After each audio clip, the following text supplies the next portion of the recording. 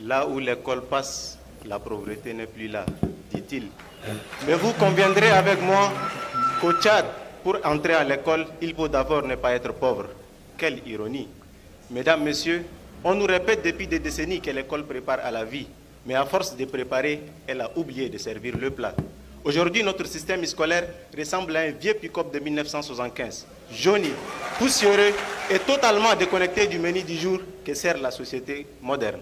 Chère assistance, d'abord les savoirs enseignés sont beaux académiquement. Oui, on nous apprend à résoudre des équations différentielles, mais pas à remplir une déclaration d'impôt, à rédiger un CV efficace ou à comprendre un contrat de travail.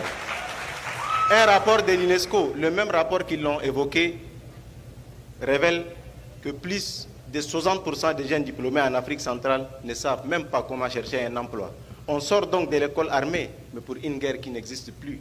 Et puisque nos contradicteurs saisissent le mieux le langage de l'école, alors je vais leur parler en mathématiques et par le biais de la probabilité et statistique.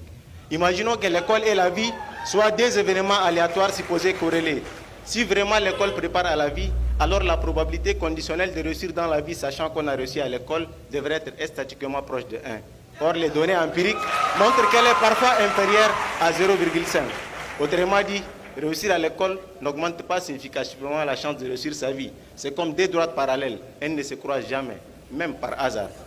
Quant à l'insertion professionnelle, eh bien, sur cet angle, l'école a complètement tapé poteau.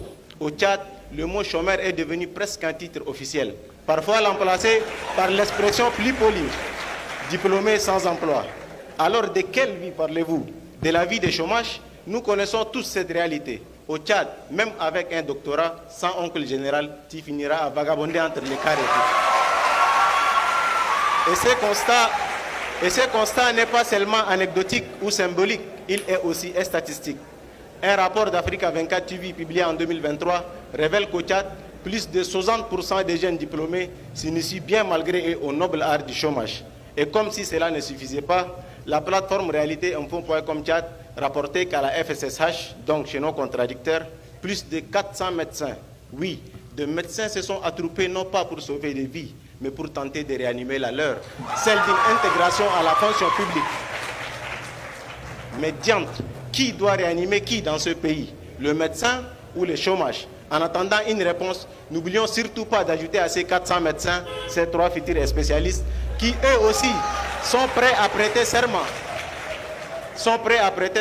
Non seulement d'Hippocrate, mais aussi celui du diplômé sans emploi.